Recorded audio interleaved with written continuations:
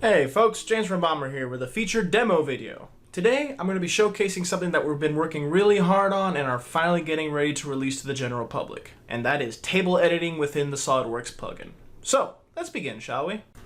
As you can see here, we have our Bomber live view, same as always been, but it's got a little aesthetic change. And here we can see what we've been working on. By double clicking on a cell, we can name a part.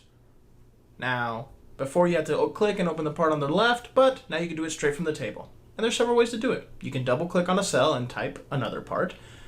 Or I can, use the arrow keys to go down and start typing a third part. Easy as that. So let's say you do not want to edit parts cell by cell. Let's say you want to bulk select a bunch. Well, we can do that too. Let's scroll over. As you can see here in our category, we have our make and buy. I'll apply our make filter. I will drag and select everything that has make, and I will start typing made at home. I press enter. Now all the makes are made at home, and if I clear the filter, they remain that way. But wait, there's more. Let's say I want to select all of a particular kind of cell and change all the contents. So I can select one, I hit Alt, Control, Shift, and O, and this will automatically select all of the parts that share the same value as that cell.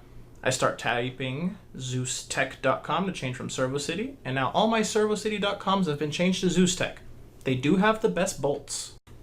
Well, that's all I have for now, folks. Hopefully you've enjoyed everything you've seen, and I can promise you that there's far more to come. As always, I'll include some useful links in the description down below. But also, if you have any comments, concerns, complaints, or just general feedback, feel free to leave those in the comments as well. Well, as always, folks, have an awesome day.